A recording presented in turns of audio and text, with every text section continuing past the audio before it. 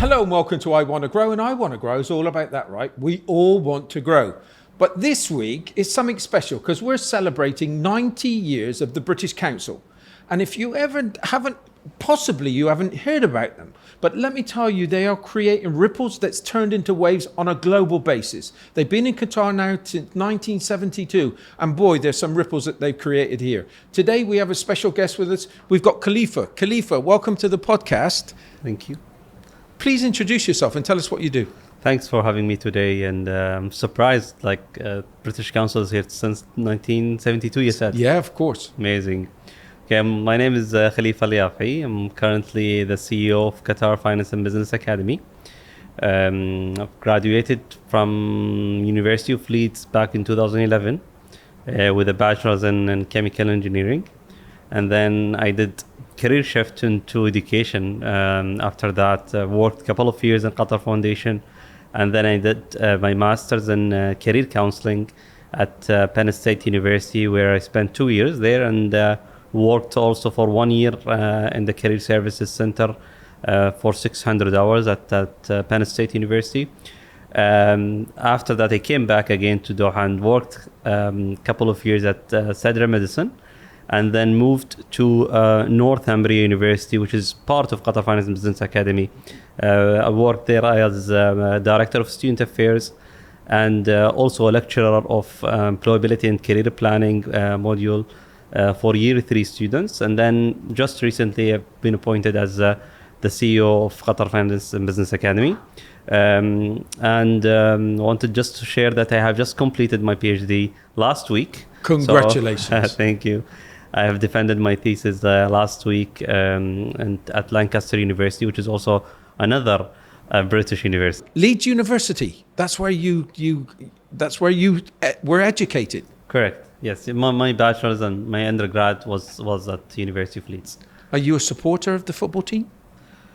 At that time, they were not in the Premier League, if you remember. Yeah. I'm not following the football now, but I think they are back now in the Premier League. Yes, and they are. Of course, I will be supporting them. Even I'm not into football that much, but yeah, Leeds would be my favorite club, of course. What was it like with that kind of culture? How did you get used to being educated in the UK? For me, Leeds was another home, to be honest. So when I went to Leeds, at that time, there were more than 102 Qataris are studying at Leeds. So, and Qatar population is a small population. We know each other, very conservative. So we like always to follow others and see where are the families, where are the friends. So, and then we go with other friends. So I didn't feel like I'm in a different place. I would say it was like, I didn't feel like there is a homesick but I enjoyed it the most, to be honest. And it was a great experience for me, even though that the program that I have chose was not the right program that I supposed to choose from the beginning, which is chemical engineering.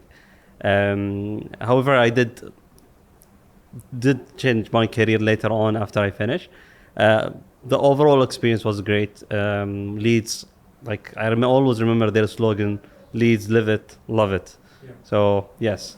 I think what education gives you is that framework, right? It gives you you've got all that discipline, you've got all that knowledge. And just because it was in a certain other topic, it's easy adapted, and it looks like you've adapted really, really well. Yeah, because at that time I was not only focusing on my studies, and this is something that I always tell students about. Don't just take it as okay, a study experience. Take the whole experience from being active in clubs, student clubs. I mean, is important. There where you will develop your skills more than being in the classroom. Classroom is important, of course. Getting the degree is important, of course. However, in the same time, try to focus on other skills, hard or soft skills that would benefit you once you finish and get you a job immediately after you finish your degree. How is your experience with being educated in the UK and learning in those instances to be doing what you're doing right now? How important was it to understand what people were going through? So I've studied in UK in two different universities, on undergrad level and postgraduate level. So in my undergrad, it was within chemical engineering. However, I've done a lot of extracurricular activities outside the classes. In terms of activities for Qatari students, the Qatari Society Club, we've done a lot of different activities, exhibitions about Qatar for the university, and other stuff. So I've dealt with a lot of students. I've dealt with different stakeholders within the university. So that helped me during my time as an undergrad student.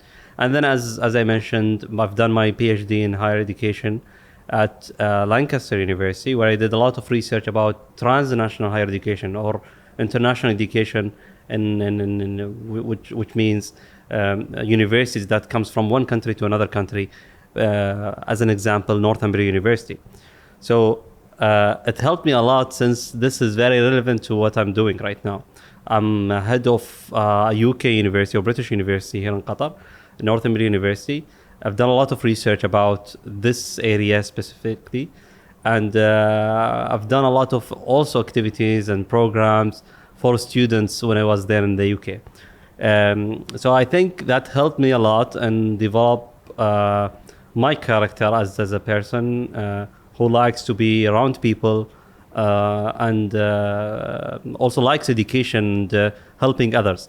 And the university, on Northumbria University, or QFBA, or Qatar Finance and Business Academy, in my current role or my previous roles even, it was around people. It was around students always as a core thing in my interest.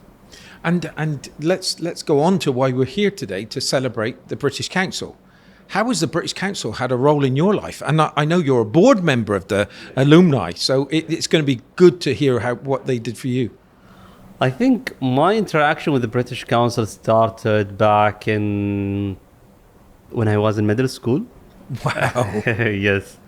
So at that time, I used to go to governmental schools here in Qatar, and English language was part of grade 5 and going up. So from grade 1 till 5, we didn't take any English courses, which is not the case now. Students used to get the English language now, even before grade 1.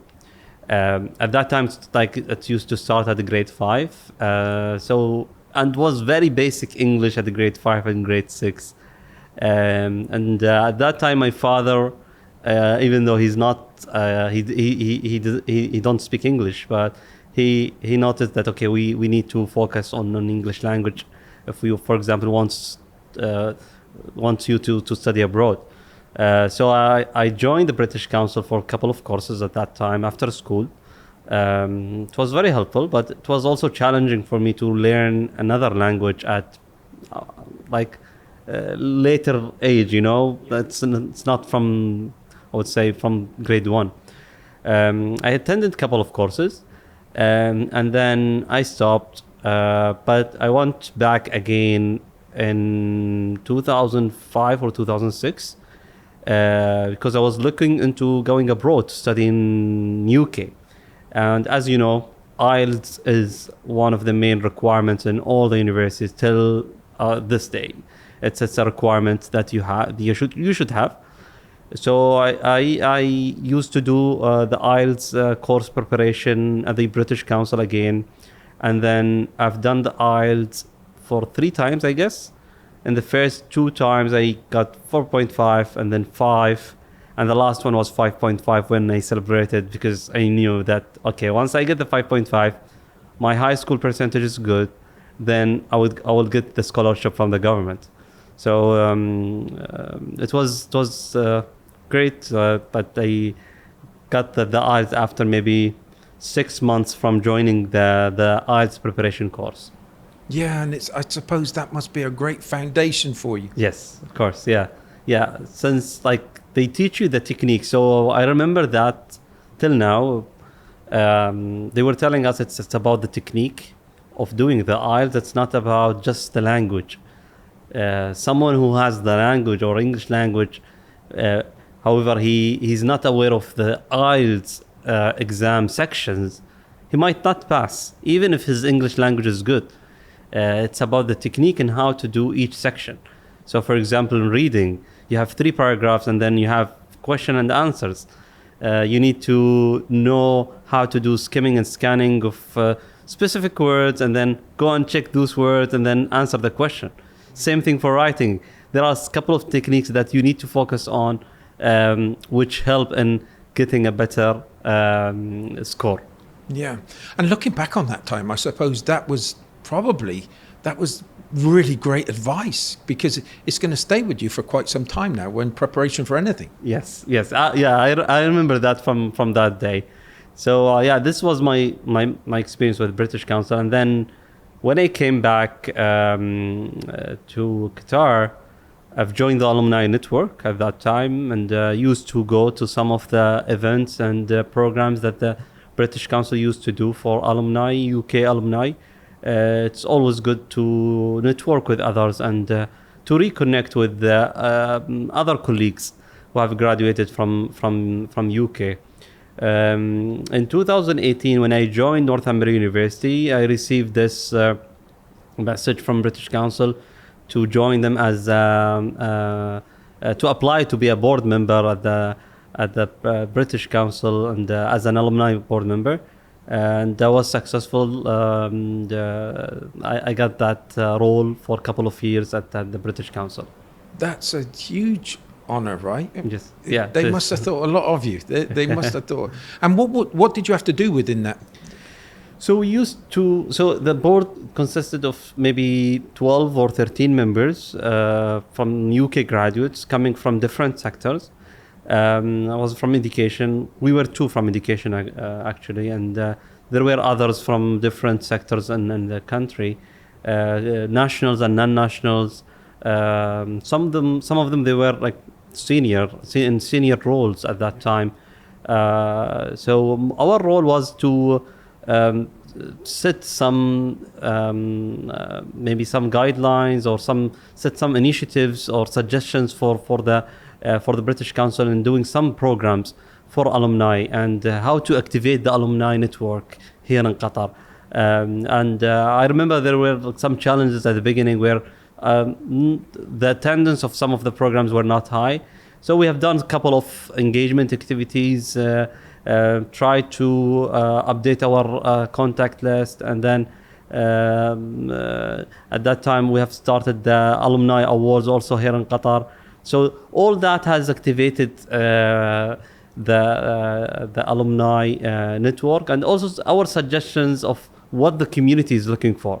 So it could be programs happening there in a different country would not suit here Qatar. So you need to be aligned with, for example, on the sports day, you need to do something related to sports, for example, or national day, we need to do something related to national day. I think those kind of suggestions helped the board and the alumni network to be more active at that time. Yes, and it's the one thing that I've noticed is how people can learn how to deal with different cultures, deal with different individuals from it, and that appreciation of where everybody comes from, and that kind of that being able to work together. And that's what I've seen with the British Council these last few weeks when people are talking, is that bond that you seem to grow between each other, which is really good. How does the British Council help you now? What do you do with the British Council now? So now a lot of different things, to be honest. So as I said, I'm head of a British university here in Qatar. So we have a close relationship with the British Council, especially in knowing, for example, IELTS exams and helping guiding some of our students to do some of the IELTS exams with the British Council. We had also another interaction that we had like a couple of weeks before this interview with His Excellency the Ambassador and other UK universities here in Qatar. So we have other universities here in Qatar from UK. However, we never met together. Oh, so wow. The British Council did this gathering where we met together and we have discussed our challenges, opportunities, and I think there is some good discussion about doing maybe kind of an alliance for all the British universities here in Qatar where we get benefit from each other and having exchanging faculty or exchanging some students. So this is where I can see like the British Council is helping us as a British university based in Qatar. And it's going to look like you're going to be playing a major role in all of this because of your experiences. Maybe, yes. I think there is a great opportunity. Not here only in Qatar, but in the region itself. This year we were successful in recruiting international students from outside Qatar to come to Northumbria University here in Doha. And I think having all those different universities with the support of British Council, we can advertise and promote you studying in UK, however, in a different place in the Middle East region. So I think there is a potential of attracting not only locals here in the country, but also attracting international students from GCC countries or also the Asian and African region. Qatar is a welcoming country, has one of the best infrastructure, I would say, in the world. Great transportation system, affordable, and has a lot of events, sports events, cultural events, and I think a lot of people would love to come here to the country.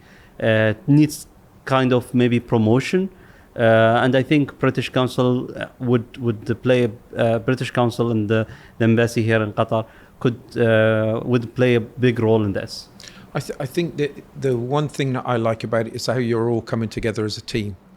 That's where it's and as you just said, the power of all the universities, British universities coming together and talking, is just a huge step in the right direction. Yes. What advice would you give them now, knowing what they've done for you in the past and what you're working with them now? What is that advice you would give to them? What we just said in a couple of minutes regarding promoting the British education in the region, in Qatar here, especially higher education. Yes, we have a lot of British schools, K to 12, and they're doing great. And I think now there is a big opportunity for promoting higher education institutes, UK institutes here in Qatar, for the region. We can be a hub for international students, especially for those who don't want to travel far to UK, for example. They can come here to Qatar. We have very good universities. Besides Northumbria, we have a lot of other universities who can offer a great education to students. And I think being here in a country such Qatar is a wonderful thing. British Council could leverage on this to attract more people and from GCC or from Asian countries. This is important thing I think should be done. The other thing is more initiatives and activities for alumni within the country here. The graduates of British universities also here in Qatar can also join now, and expanding the portfolio of programs, initiatives would be a great thing. No, that's really good, and I'm going to back you up and support you on this one. The quality of life here in Qatar is extremely positive. And you talked about the infrastructure, the health, the sports, the education is huge. Look at all the universities here. And it's a wonderful, wonderful place to live. And as you said, it's one of the most friendliest countries I've ever visited in all my life in different parts of the world. So congratulations to Qatar for that. I think there's huge things coming. I think that with people like yourself that has that drive, I think that you can be part of that advice you gave to the British Council, where you can help them drive those initiatives. Sure. Yeah, I'm working on it, and we have done a lot of work now within Northumbria University. As I said, last year we have started this initiative of recruiting international students, and we were successful in recruiting 3 students last year. And this year, the number jumped to 20 students from GCC countries, and also 1 Libyan student, and 1 from Senegal, and 1 from Egypt, which is amazing, I guess. And this can show you the growth of attracting international students to the country here in Qatar. Besides that, I'm also working on a research with some researchers about edu-tourism in Qatar. Opportunities and challenges, just to see the journey of students coming from abroad to study in Qatar. What does it look like when it comes to applying to university, getting the visa, getting the accommodation, and then participating within the society and the community, how it looks like. So we need to look into the whole ecosystem for higher education here in Qatar, just to make sure it's welcoming, and